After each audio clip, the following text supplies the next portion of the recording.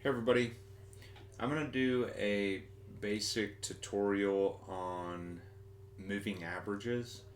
So you have two different types of moving averages. You have the moving average and then you have the exponential moving average.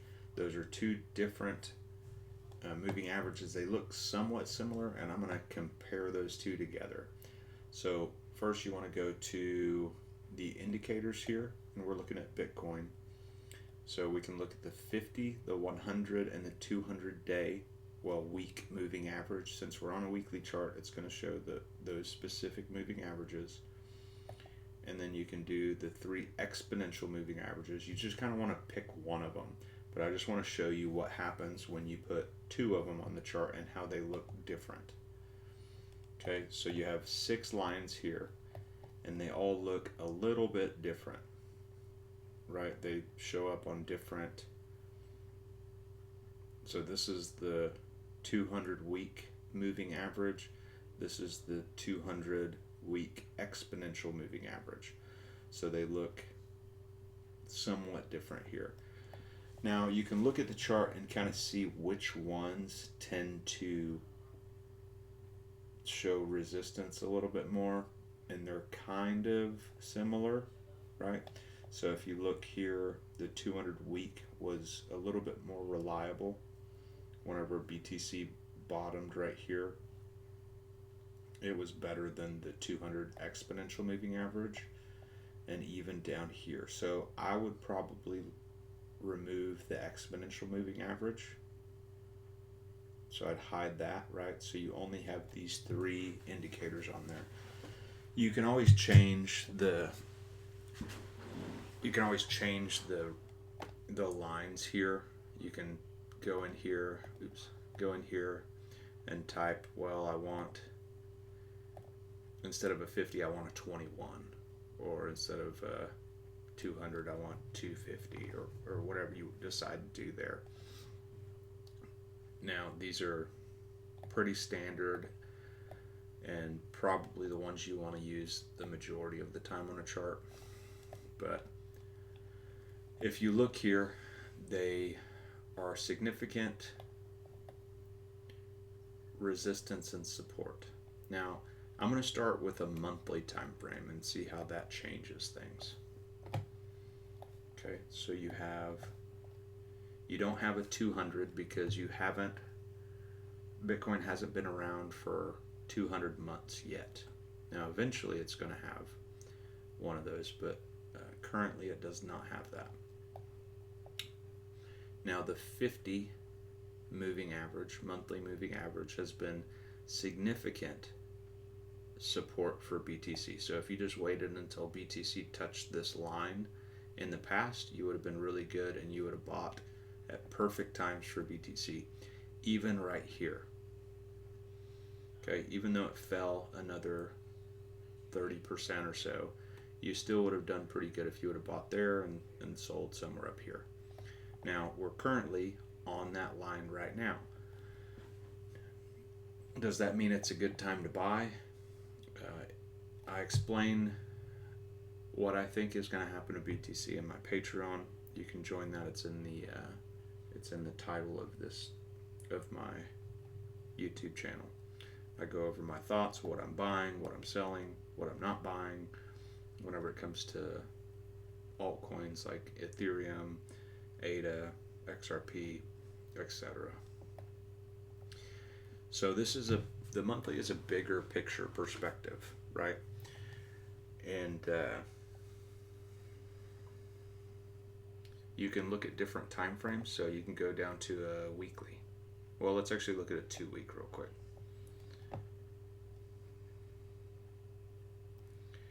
Now, this changes a little bit. Instead of red, it's blue. Okay, so this is pretty much the 200 weekly moving average because I've doubled the time. Now, you bounce on it here, you sell off here. This is resistance. Once you break this green line, you go down to the next line, you retest it. Once you break the green line, you at least go down to the blue line, and then now you're holding as support on this blue line.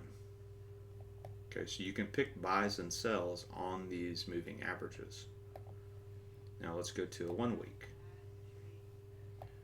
Okay, so Bitcoin bottomed on this red line. It had some other bounces, right? You had on this green line, you had a 100% bounce. This area right here, you had about a 40% bounce right here, and then you bottomed right here. You pierced below it, but then you bounced back.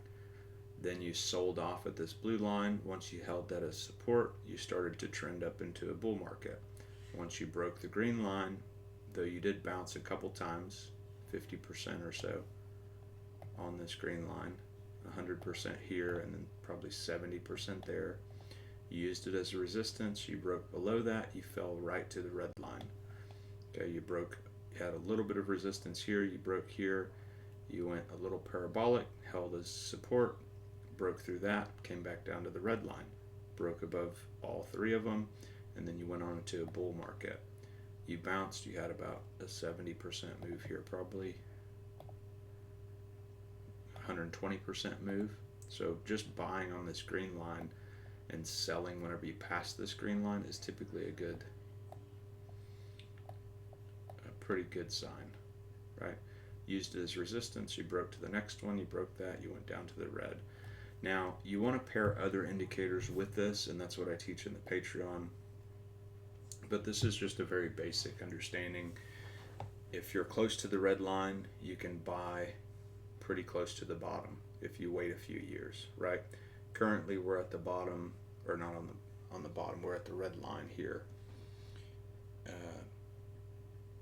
And that's proven to be a pretty decent place to buy. However, that's not what I'm suggesting currently. Every time in a bull market, every time you touch this green line, it was a good time to be buying. Once you broke below that green line, it's a bear market and a bad time to be buying.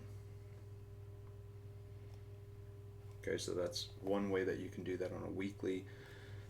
The higher the time frame, the stronger the support is typically. If you look at a 3-day, you also have a problem whenever you pass through the green line,